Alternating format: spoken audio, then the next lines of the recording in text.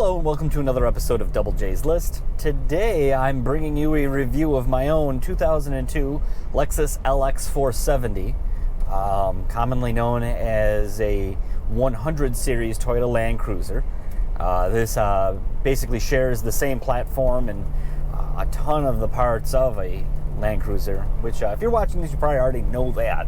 So I'm basically here to give you the experience of what it's like to have one of these.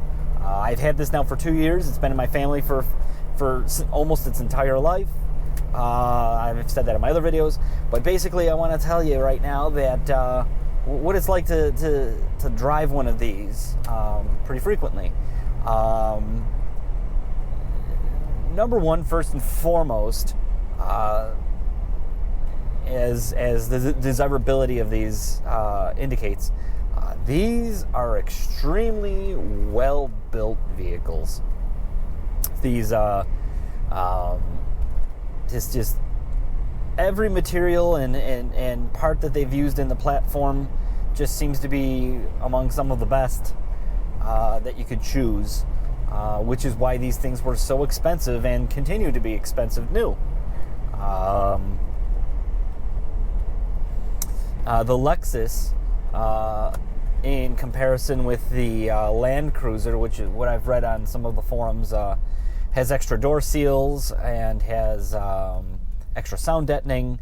The wood is all real, and from what I've read, these early Lexuses, the wood was actually made by Yamaha, the instrument division of Yamaha, the musical instrument division of Yamaha. So those beautiful pianos and string instruments that have some of the most gorgeous woodwork ever, those folks did the wood on the interior of these. So that just kind of gives you an idea of the level of quality and craftsmanship that went into the development and production of these vehicles. Now, some of the really cool things about this, this one has the AHC suspension, the automatic height control, which all the LX 470s had.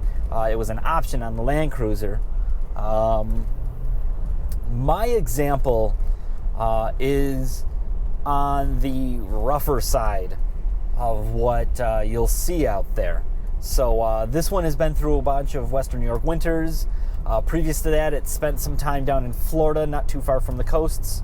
So I believe that a lot of the salt air made its way under the hood and under the chassis of this. So then when it got up to Buffalo for some winters, it started rusting really, really fast.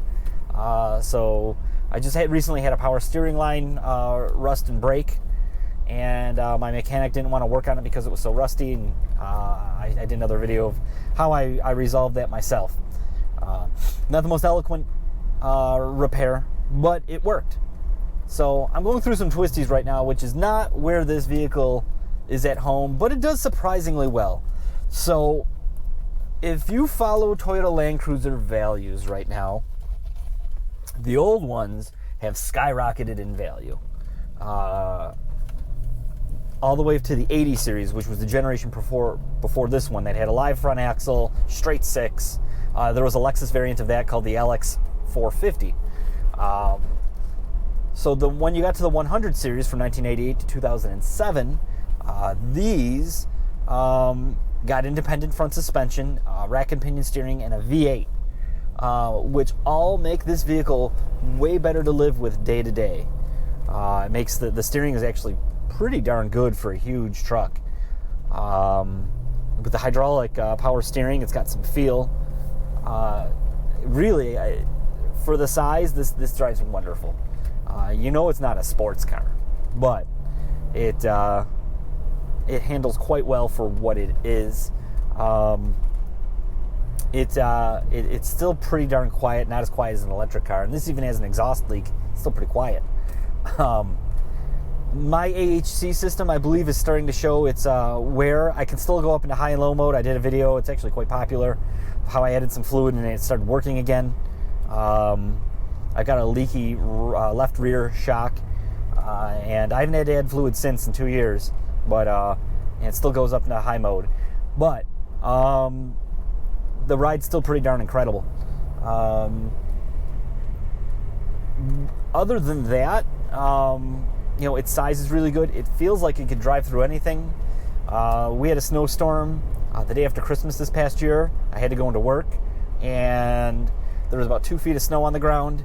I threw it in high mode and just drove out the door. I didn't even lock. Oh, maybe I did lock the differential, the center differential. It gives you the option. These things are all-wheel drive all the time. There's no putting it in two-wheel drive to save gas. As you probably have already read and seen, and even if you haven't even read and seen, these things are terrible on fuel. Best fuel economy I think I've seen was about 14 and change. Gets down into the 12s in winter. It is what it is.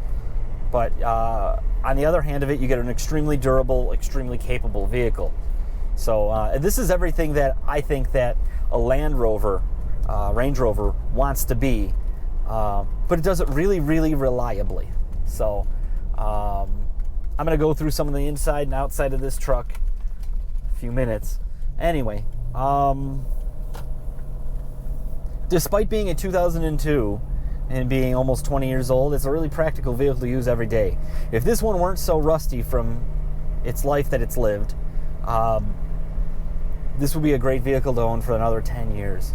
Other than having to put gas in the darn thing, it's phenomenal. So, all right, let's get on to the outside and the interior. From a styling standpoint, I think for being over 20 years old, or just about, the design is over 20 years old, still looks really, really good. Chunky off-roaders right now are really popular. I'll show you one thing here. For whatever reason, these are plagued. This is the second hatch I've put on, and this one's starting to rust pretty bad. I luckily found one that was the same color at a junkyard. Unfortunately, didn't have the same gold badges. I've got those in the garage still. But going on a basic tour of the truck, this one's obviously a little bit tired. Over 20 years old. Quite a nice interior. One of my favorite features of it are these gauges. When you turn them on, they light up really cool. They actually, I think in 2003 they did a facelift. They're not as cool as these, the way they light up, but it's got an extremely outdated navigation system that looks like the interface from a Windows 3.1 machine. But you can see all the wood. This is all real wood. It's actually quite nice. The leather, like all leather, is worn over time.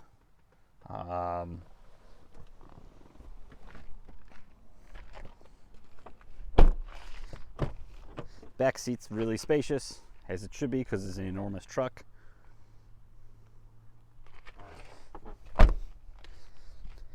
The hatch does do a cool thing when it opens. Excuse all the stuff in the back. So one thing that I did rather haphazardly, and there's a video out there on there, is the small 6.5-inch subwoofer that's in the back had failed, and then it was replaced with another 6.5-inch subwoofer that was the wrong ohm rating, and it just didn't sound right. So basically I used the output of that as the input for an aftermarket subwoofer box and amplifier, all made by JBL, all matches itself, and it sounds way better. A 6.5-inch subwoofer is not enough for low frequencies, especially on a large vehicle. There's a tarp I throw down for when I'm carrying dirty things, spare oil, even though it doesn't even use oil, I just kind of threw it in there. I don't even know why I did it, but it has this awesome door for loading things in. It can be used as a bench to sit down.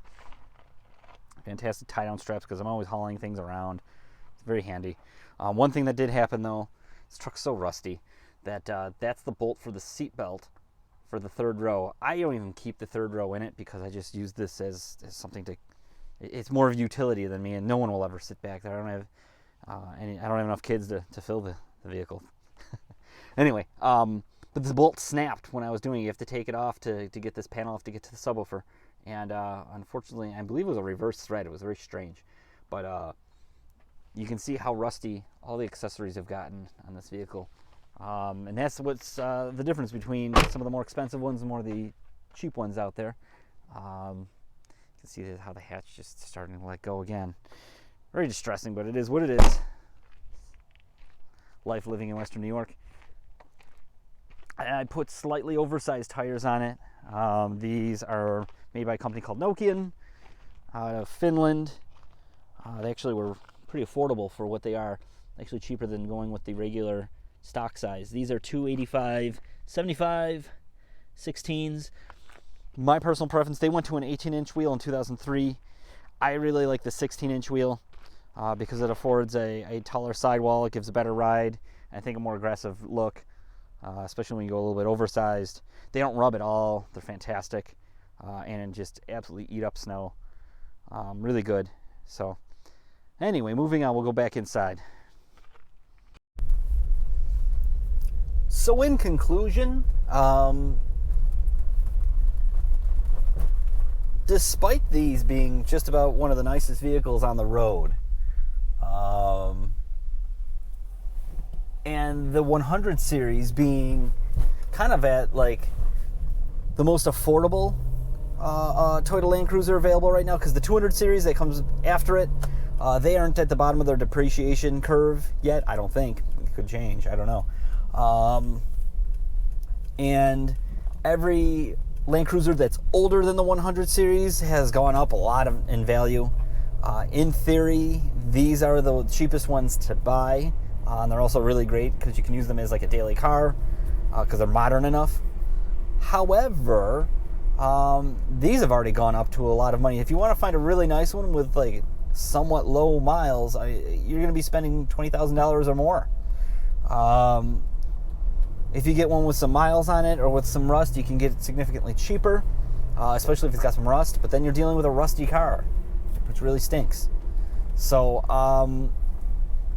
even though the 100 series is probably the most affordable of the Land Cruisers available, I still think they're a little bit overpriced for what they are. They're still, despite being Toyota, Lexus reliable, these have some maintenance points that you got to keep up on. Every 100,000 miles, you have to do the timing belt. You got to make sure you're maintaining the suspension system if you have AHC, and replacing the hydraulic accumulators and changing the fluid frequently.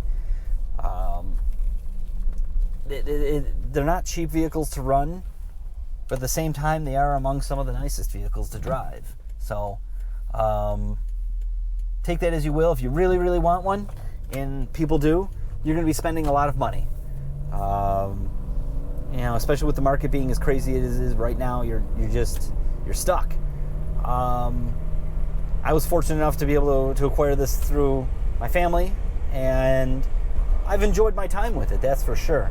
But we're going to see what we're going to do with this in the future. But this is another one of those vehicles. Every time I drive, I'm like, boy, this is really nice.